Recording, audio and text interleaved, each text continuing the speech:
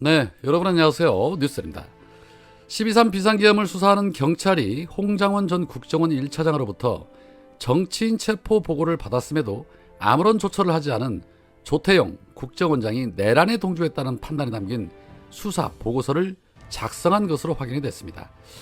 또 수사 보고서에는 한덕수를 비롯해 비상계엄 선포 국무회의에 참석한 장관 등이 내란을 방조했다는 판단도 포함이 됐습니다. 딱 걸렸습니다.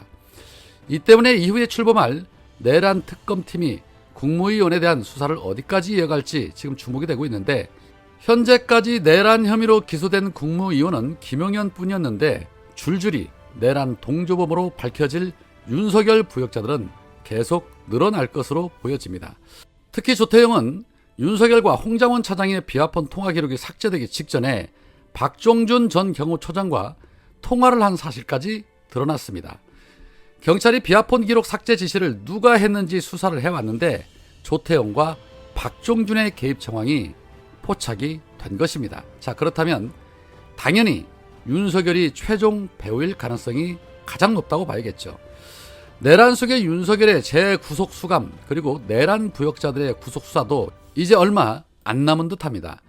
앞서 김영민 의원이 이 부분과 관련해서 특검에서 확인된다면 새로운 근거로 구속영장을 받을 수 있고, 특검은 내란 사건 관련한 공소 유지도 맡게 되기 때문에 특검이 윤석열을 별도 혐의로 기소해 기존의 재판과 병합할 수도 있다라면서 국민적 불신을 받고 있는 지기현 판사를 내란 재판에서 배제할 수 있다라고 말한 바 있습니다. 즉, 특검은 단순 수사에 그치지 않고 공소 유지까지 할 수 있기 때문에 증거인멸 등의 혐의로 추가 기소를 해서 국민적 불신을 한몸에 받고 있는 지기현의 재판을 다른 재판부에서 심리하게 한다는 것입니다.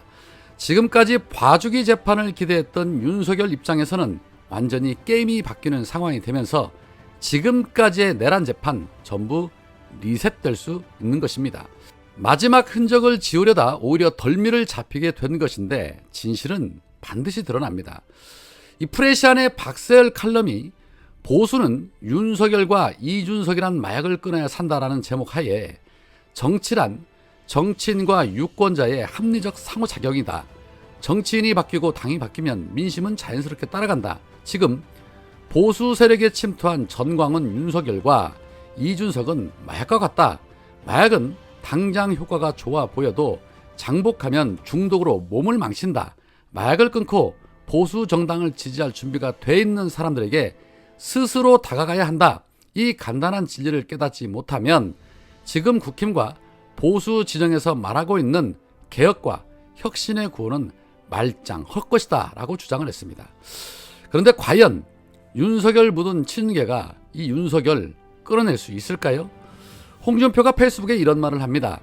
나는 아무리 털어도 나올 게 없으니 날 비방하지 말고, 니들이 저지른 후보 강제 교체 사건은 직무 강요죄로 반민주 행위이고 정당 해산 사유도 될 수 있고, 기소되면 니들은 정계 강제 퇴출된다. 자기들이 저지른 죄가 얼마나 무거운지도 모르고 윤통과 합작해 그런 짓을 했냐. 그 짓에 가담한 니들과 한덕수 추대 그룹은 모두 처벌받을 거다. 모가지 늘어뜨리고 석고대죄하고 있거라. 정치검사 니놈이 나라 거덜내고 당 거덜내고 보수 진영도 거덜냈다라고 직격했습니다. 자, 여기서 말하는 정치검사 누구를 말하는 거겠습니까? 네, 윤석열과 권영세 그리고 권성동 등을 말하는 것입니다. 그리고 청년의 꿈에서는 국힘당은 태워 없어버려야 할 집단이다 라고 말하기도 했는데, 수십 년 몸담았던 사람의 입에서 이 정도의 과격 발언이 나올 정도면 국힘당은 가망 없다고 봐야죠. 정당 해산 기대하고 있습니다. 자, 그리고 지금 오광수 민정수석 설에 특수통 출신이라는 점에 반대 여론이 거셉니다. 그중에서도 박은정 의원, 황운하 의원 그리고 최광욱 전 의원 등이 강력하게 반대 입장을 피력하고 있습니다. 그러나 한때 근무를 같이 했었던 진해원 검사는 이들의 입장과는 전혀 다른 찬성의 입장을 밝히고 있습니다. 이 진해원 검사의 주장은 특수통, 윤석열 나인이라고 주장하는 사람들은 기초 리서치가 안 된 주장을 하고 있는 것이다. 윤석열과 오광수는 검사 시절 직접적인 인연이 없다. 민정수석은 단순한 정치적 측근이 아닌 고도의 정보 수집 및 분석 능력이 필요한 실무형 자리다. 공직자 본인과 가족의 범죄, 재산, 병역, 납세, 인맥 등 수많은 정보를 수사 수준으로 검증을 해야 한다. 경찰과 검찰 출신 인사들은 이런 정보 수집에 능숙하며 실무에 적합하다. 친목이나 커피 마시는 자리가 아니라는 점을 강조한다. 이재명 대표는 과거 수차례 기소를 경험을 했고 검찰의 속성을 누구보다도 잘 안다. 그런 이재명이 쉽게 흔들릴 인사를 선택할 리 없고 실용적 판단을 할 것이라고 신뢰를 한다. 아직 확정되지도 않은 오광수 임명설을 두고 좌파 언론과 유튜버들이 선동하고 있으며 이는 단지 이재명을 흔들기 위한 프레임 씌우기 쇼잉에 불과하다고 본다. 이 소동은 오히려 얕은 사람들을 거를 기회일 수도 있고 이재명 대표는 늘 그랬듯 실용적이고 행정력 중심의 인사 판단을 할 것으로 보기 때문에 불필요한 우려는 접었으면 좋겠다라고 주장을 했습니다. 반면에 서영교 의원은 어제 뉴스 하이킥에서 설일 뿐이다. 더 좋은 사람 많다. 설에 나오는 사람이 되는 예는 별로 많이 보지 못했다. 미리 언론에 나오는 경우는 잘 안 되더라 라면서 이재명 대통령 인사를 보면 자기 최측근이 아니더라도 좋은 사람들을 쓰고 있다. 그렇지만 윤석열과 같이 있었다. 특수통 검사로 같이 있었다는 건 보기 좋은 것은 아니다라는 생각이 들기에 좀 더 많은 사람들이 많이 있으니 신중하게 찾으시면 좋겠다라며 사실상 반대 입장을 피력했습니다.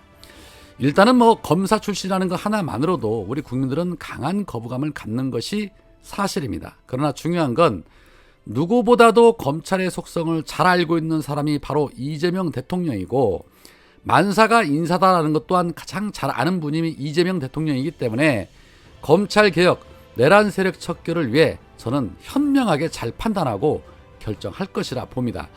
이미 국내뿐만 아니라 해외도 이재명의 능력을 다 인정하고 있지 않습니까? 어제 트럼프 대통령과의 통화에서 트럼프는 이재명 대통령을 향해 높은 명성을 가진 이재명 대통령을 곧 뵙게 되기를 기대한다라고 말했습니다.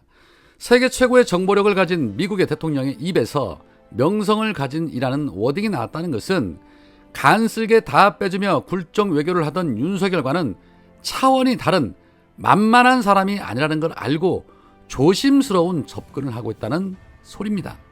G7 정상회의에 참석하려고 쇼를 벌여도 참석을 못하는 자와 알아서 초청을 받는 클래스, 대한민국 국격이 올라가는 소리가 막 들려옵니다.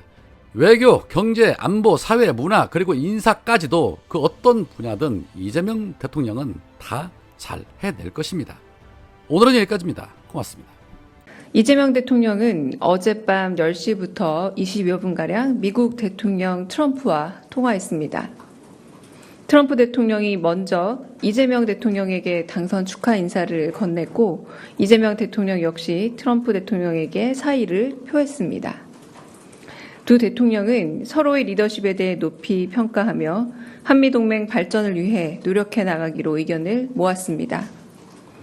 두 대통령은 한미 간 관세 협의와 관련 양국이 만족할 수 있는 합의가 조속히 이루어지도록 노력해 가기로 했습니다.